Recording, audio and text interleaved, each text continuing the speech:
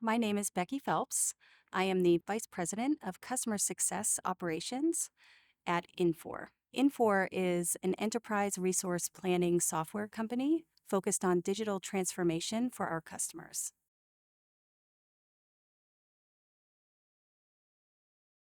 The top qualities that I think are important in a leader are integrity, accountability, transparency, and vulnerability. Let me share an example of how I had to utilize all of those characteristics in a specific situation in my work experience. I unfortunately had to make some major cuts to my team in a previous company. It was incredibly difficult to do. But when I had to share that with the team and have meetings after this action happened, I felt very strongly that it was important to show all of those qualities to my team. And we had a very, very impactful meeting where I explained to them what had happened. I took accountability for making the decisions that had been made, which I think was incredibly important for them to understand. I showed transparency because it's a topic that is not easy to talk about. And, most people believe that it is a very secretive environment when there are cuts that are made for people's jobs. And so, in that situation, I felt it was really important to show the accountability that I had made those decisions and to share with them the thinking that had prompted me to make the decisions that I did and the reasons why we needed to make those cuts. It was an important thing for the company to do. And so, as part of that, I wanted them to understand the thinking behind it. In my career, one of the hardest things that I've had to do is to lay people off. And a few years ago, I was required to lay off a very significant portion of my team. And it was very difficult to do. And it was very difficult not just for the people who were impacted, but also for the team that was remaining behind. And in that situation, I needed to show a lot of leadership qualities that I mentioned previously. In particular, I felt it was really important to show accountability in that situation. When I had a meeting with my team after the fact, I shared with them that I had made those decisions.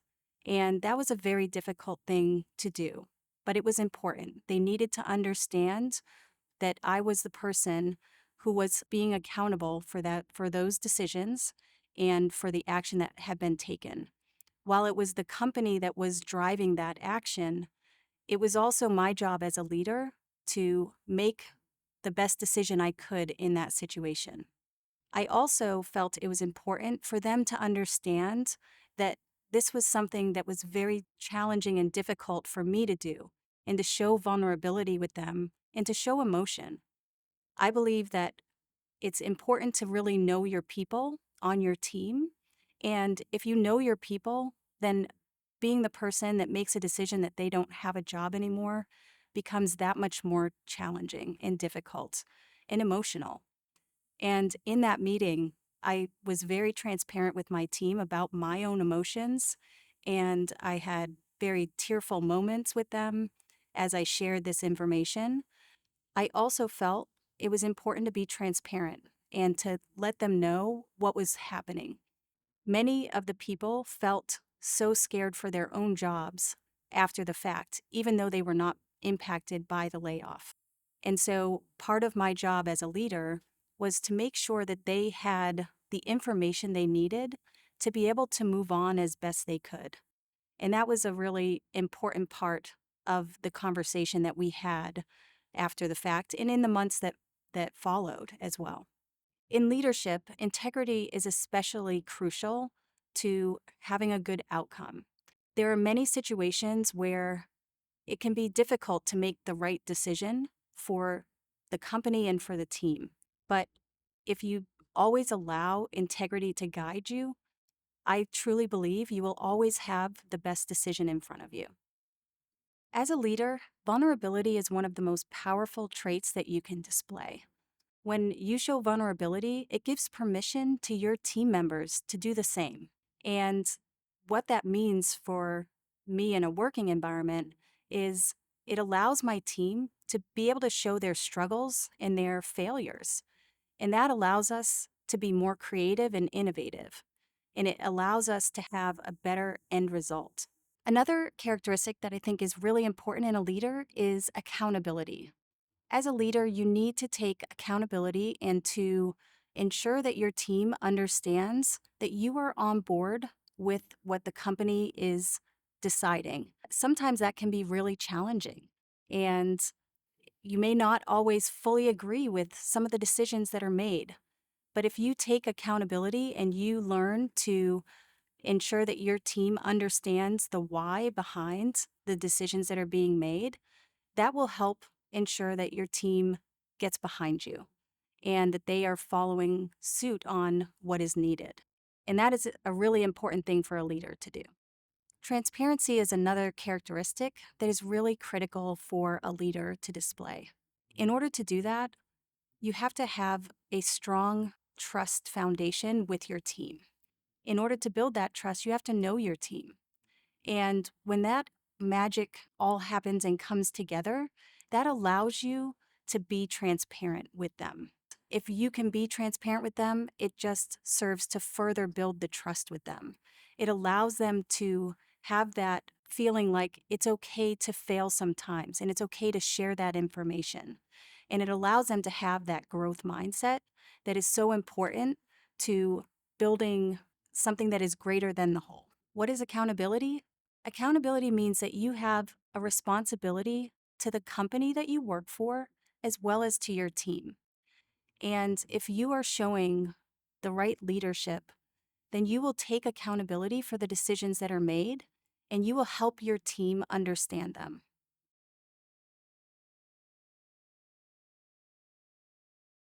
How I prioritize my own growth as a leader while also paying attention to the growth of my team is actually pretty easy.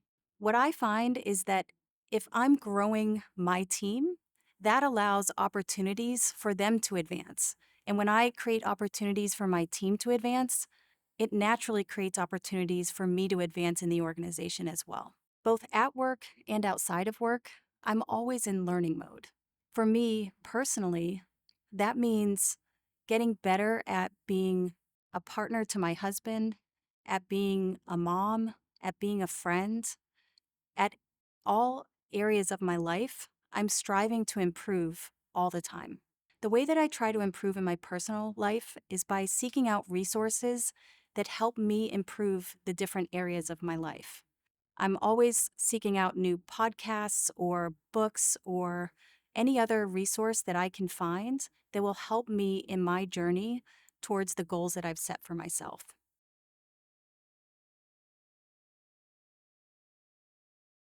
The ways I motivate my team are multiple. I try to make sure that they have a very clear understanding of the company's strategy and vision, because without that, then we're all in a rudderless boat.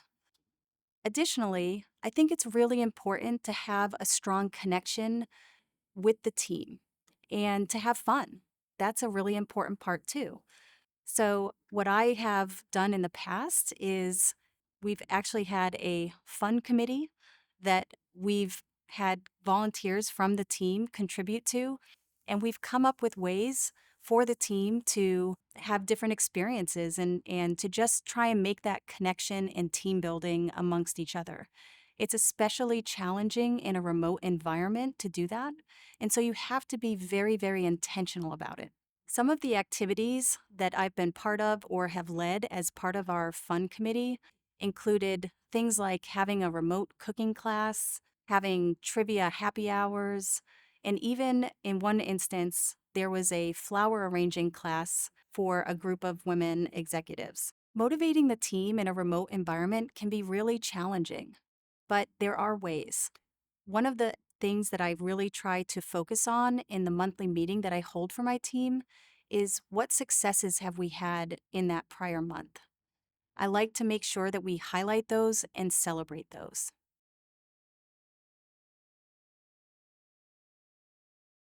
I've learned so much from all the different leaders I've worked for in my career. Sometimes that's been what I should do, and sometimes that's what I shouldn't do. And I have found that both are equally important. One leader that I really admire was part of the company that I worked for, and we worked together on a very, very challenging situation, which was a security breach. This leader displayed all of the qualities that I most admire in a leader in a very, very high pressure situation. She was just being in the trenches with us. We were all working incredibly long hours to respond to this breach and to make sure that customers were getting the right information. And she probably worked more than any of us. She was incredible and she showed up every single day with those qualities on full display. The leader that I worked with in that security breach showed so many qualities that I really admire in a leader. One of the things that was most striking to me was the level of commitment she showed to the team, and she also showed a lot of courage. One of the most impactful mentors I've had in my career was a former manager. He really saw in me some qualities that I didn't recognize in myself, and he encouraged me to really lean into those qualities. In fact, he asked me to take on a whole area that I hadn't actually ever managed before. And he provided a level of support to me to feel like I could take that on and be successful at it.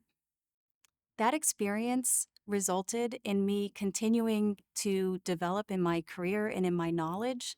And ultimately, I continued to gain new and different teams into my organization.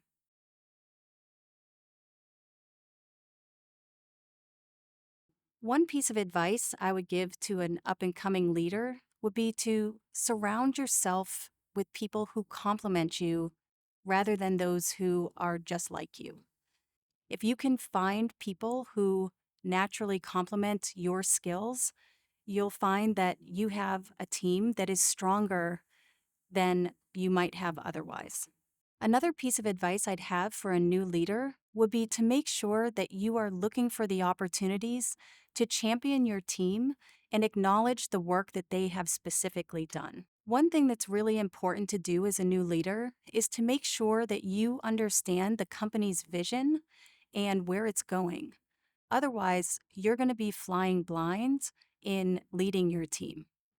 The last piece of advice I would have for a new leader is to give yourself some grace.